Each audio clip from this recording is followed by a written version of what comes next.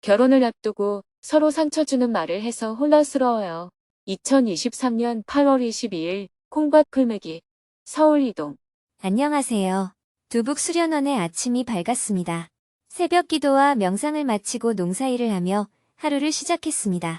어제 해가 질 때까지 울력을 했지만 농사일을 하나라도 더 해놓고 서울로 가기 위해 스님은 어김없이 새벽부터 밭으로 나갔습니다. 공동체 법사단도 함께 했습니다. 마지막으로 할 일감은 콩밭 풀매기입니다. 콩밭에 풀이 난 것인지 풀밭에 콩이 난 것인지 분간이 안 될 정도로 풀이 많이 자라 있었습니다. 고랑에 난 풀은 예초기로 베고 콩 사이사이 난 풀은 손으로 매기로 했습니다. 콩밭은 예초기에 능숙한 사람이 해야 해요. 콩이 다치지 않도록 조심해서 베야 하거든요. 서툰 사람은 비닐하우스 주변을 예초기로 베주세요.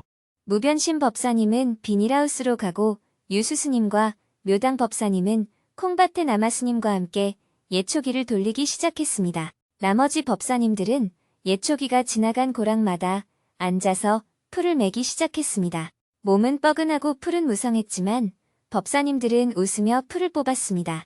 풀이 정말 많네요. 쉬지 않고 2시간 동안 울력을 한 끝에 어느 정도 풀을 다 뽑았습니다.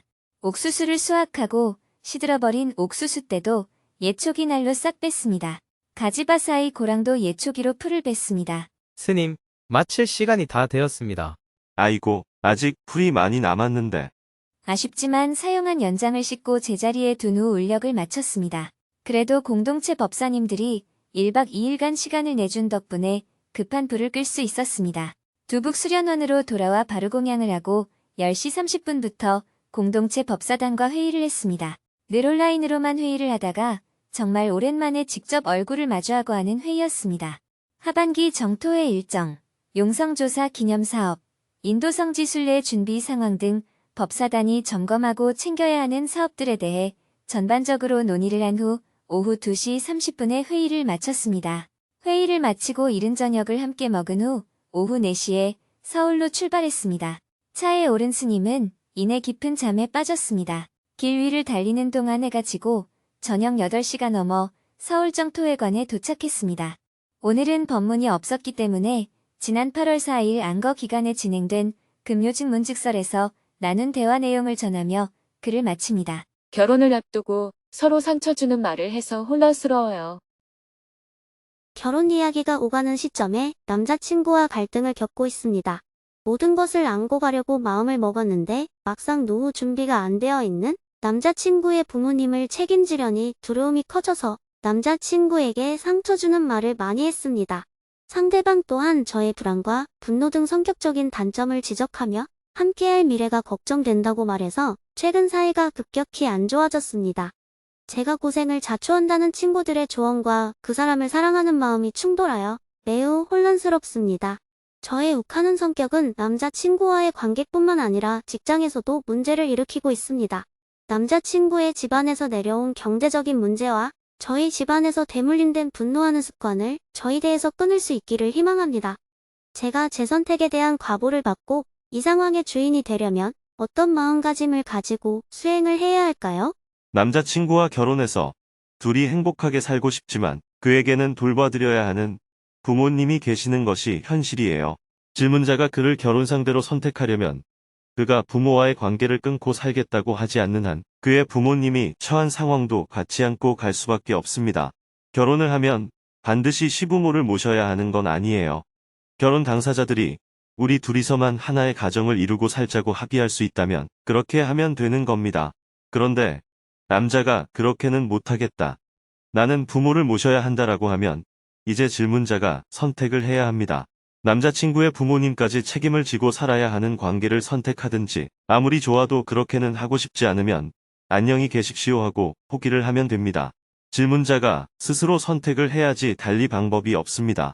남자친구 집안의 경제적인 어려움을 어떻게 해결하는지에 대해서는 저에게 물어서는 안 되겠죠. 그것은 본인의 노력과 직업, 월수입 같은 경제적인 바탕을 고려해서 결정할 일이라고 생각합니다. 그리고 본인이 욱하는 성질을 갖고 있어서 고민이라고 했는데 성질이라는 게 무엇일까요? 우리는 보통 물질의 성질에 대해 상온에서 녹는 성질이 있다. 상온에서 응고하는 성질이 있다. 태우면 타는 성질이 있다. 이렇게 표현합니다. 사람의 성질도 이미 그렇게 형성되어 있는 것을 가리킵니다. 자신의 성질을 바꾸기가 쉽다면 성질이란 말을 안 붙이죠. 바꾸기가 어려워서 그 사람의 특징이 되어버린 것을 성질이라고 하는 겁니다. 옛날에는 사주팔자에 나와 있는 것이다. 전생에 지은 것을 현생에서 받는 것이다. 옥황상제의 명부에 기록되어 있는 것이다. 이런 식으로 운명론적인 얘기를 해왔습니다. 그러나 지금 여러 과학자들과 정신분석학자들의 연구 결과에 의하면 성질은 형성된 것이라고 합니다. 부처님은 이미 2600년 전에 그렇게 말씀하셨죠. 태어날 때부터 성년이 될 때까지 가정환경이나 여러 조건들에 의해 형성된 것이 바로 성질이라는 겁니다. 이미 성질이라는 이름이 붙었다는 말은 바꾸기 쉽지 않다는 것을 말합니다. 나에게 욱하는 성질이 있다는 말은 바꾸기가 매우 어렵다는 것을 뜻합니다. 그렇다고 해서 전혀 바꿀 수 없다는 뜻은 아닙니다. 바꿀 수는 있는데 바꾸기가 매우 어렵다는 의미입니다. 바꿀 수 없다고 하면 운명론이 되어버리는 거예요. 태생적으로 타고난 성질이다 하는 말은 바꾸기 매우 어렵다는 뜻입니다. 바꾸기가 어렵기 때문에 성질을 있는 그대로 받아들이고 사는 방법이 있습니다. 난 욱하는 성격이 있다. 이렇게 스스로 인정하고 살면 돼요. 상대가 나의 욱하는 성질을 지적하면 미안합니다.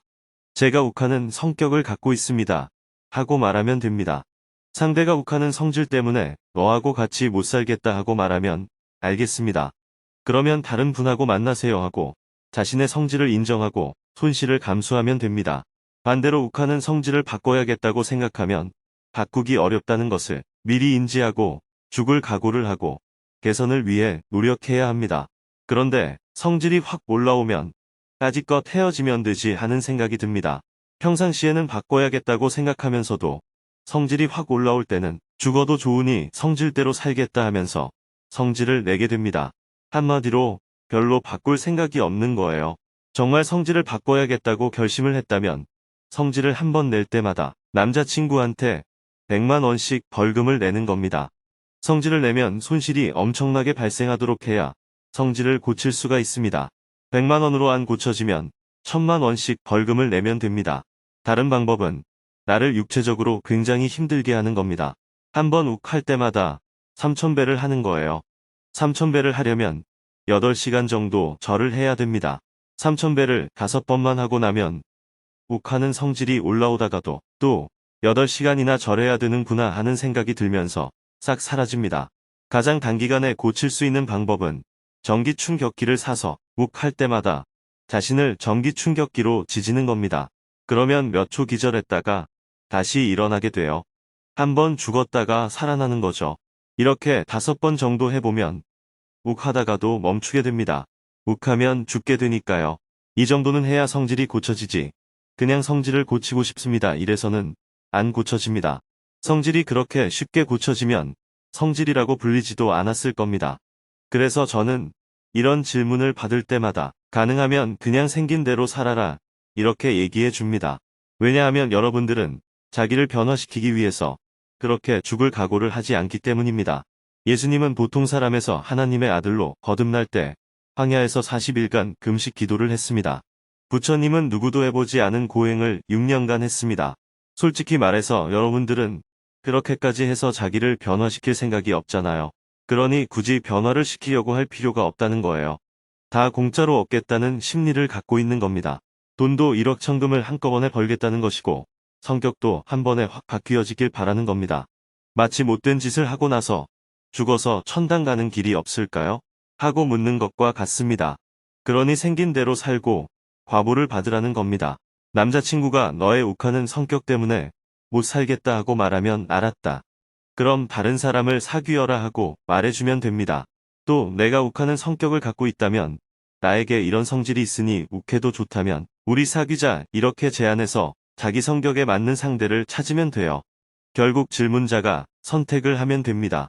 남자가 부모와 떨어질 수 있다면 괜찮은데 그렇지 못하다면 부모도 같이 선택해야 됩니다. 부모를 선택하기 싫으면 남자도 같이 포기해야 하고요. 내 성질을 인정해주는 사람이 있으면 같이 살거나 내 성질을 고쳐야 되겠다고 생각하면 죽을 각오를 해서 고치거나 이 중에서 선택해야 하는 겁니다. 이 밖에 다른 뾰족한 수가 없습니다. 절에 가서 기도하면 될까요? 그건 쉽지 않습니다. 성질을 고치려면 엄청난 돈의 손실을 보든지 해야 해요. 욱할 때마다 아이고 1,000만 원 나간다 이렇게 되거든요. 안 그러면 3,000배를 하든지 몸에 엄청난 고통을 주어야 해요. 도저히 그렇게 하기 어렵다면 그냥 생긴 대로 살면 됩니다. 내 수준에서는 남자친구의 부모님까지 모시고는 못 살겠다. 이런 마음이라면 그 남자친구는 포기해야 합니다. 남자친구가 아무리 훌륭하고 인품이 좋고 인물이 잘생겨도 더 이상 연연하면 안 돼요. 연연했다가는 나중에 고생을 사서 하게 됩니다. 성질을 고쳐보려고 시도했지만 도저히 못 고치겠다는 생각이 든다면 상대에게 나도 내 성질을 인정할 테니 너도 내 성질을 인정해주라 하고 제안을 해봐야 합니다. 이것을 받아들이는 사람이 있으면 같이 살고 없으면 혼자 사는 길을 선택하면 됩니다. 별로 어려운 일이 아니에요. 그래봤자 혼자 사는 것 아닙니까? 스님도 혼자서 잘 살잖아요. 혼자 사는 것이 뭐가 어렵다고요? 제가 남자친구의 부모님을 경제적으로 책임지기로 마음을 먹었는데 그걸 생각할수록 계속 두려워요. 저는 기쁜 마음으로 남자친구의 부모님을 책임지고 싶은데 마음가짐을 어떻게 해야 될까요? 본인은 싫은데 남자친구 때문에 억지로 책임지겠다고 하니까 두려움이 생기는 거예요. 남자친구 따로 부모님 따로 분리시키지 말고 하나로 묶어서 생각해야 합니다. 부모님을 떼버리고 싶은데 안 떨어지니까 할 수 없이 책임지려 하는 거거든요. 혹시 살다 보면 일찍 돌아가시거나 떨어지지 않을까 하는 바람을 자꾸 갖는 겁니다. 그래서 혹시 일찍 안 돌아가시면 어떡할까? 안 떨어지면 어떡할까? 계속 더 달라고 하면 어떡할까 하는 두려움이 생기는 거예요. 그런데 남자친구가 뭐가 그리 좋다고 남자친구의 부모님까지 책임지고 살려고 그래요? 혼자 살기는 싫다는 거죠. 스님이 예전에 증문즉설을 하실 때 진정한 사랑은 그 사람의 모든 것을 안고 가는 것이라고 말씀하셔서 그 말에 감명을 받았습니다. 그래서 이 문제는 내가 안고 가야 하는 거구나 하고 생각했습니다. 스님의 말 때문에 그런 결정을 했다면 포기하세요. 남자친구의 부모가 부담이 되면 남자를 포기하는 것이 좋습니다. 그러면 미련이 조금 남기는 하지만 나중에 고생은 하지 않아요. 그런데 남자가 좋다고 남자의 부모까지 껴안으면 엄청 고생을 하게 됩니다. 스님은 외국에 가서 내 부모도 아니고 한국 사람도 아닌 사람들을 돕고 있잖아요. 그것처럼 그 남자를 선택할 때는 그 남자에 딸린 사람들까지도 다 책임지겠다는 마음을 가지면 아무 문제가 없습니다. 그런데 질문자의 수준은 그렇지 못하기 때문에 자꾸 두려움이 생기는 거예요. 그렇다면 미리 그 남자를 포기하는 게 낫습니다. 괜히 그 남자가 좋으니까 스님 핑계까지 대고 선택했다가 나중에 힘들어지면 스님을 욕할 것 같은데요. 질문자의 수준에서는 그냥 그 남자를 포기하는 것이 더 낫겠다 싶습니다. 제가 그릇이 참 작은 것 같습니다. 그릇이 작은 것은 아니에요. 원래 남의 부모는 모시지 않는 것이 정상입니다. 둘이 결혼을 했으면 둘이서 생활하면 되지. 누구를 모신다는 것은 바람직하지 않아요. 그런데 그 남자의 처지가 그렇다는 겁니다. 내가 그릇이 작은 것이 아니라 그 남자의 처지가 그렇기 때문에 내가 그 남자를 선택하려면 부모까지 수용해야 되는 거예요. 내가 좋은 것만 갖고 싫은 것은 버리겠다는 태도를 가지면 꼭 그 남자의 부모 문제가 아니더라도 또 다른 갈등이 일어나게 됩니다. 부처님의 가르침은 좋고 싫음 두 가지를 다 버리는 것입니다. 중생은 즐거움이 좋아서 괴로움도 같이 안고 살아갑니다. 즐거움이 오면 반드시 괴로움이 따라오기 때문에 즐거움과 괴로움을 모두 버리는 것이 해탈의 길이에요. 그러니 질문자가 그 남자를 선택하려거든 부모를 버리는 꼼수를 쓰지 말고 같이 묶어서 선택을 해야 한다는 얘기입니다.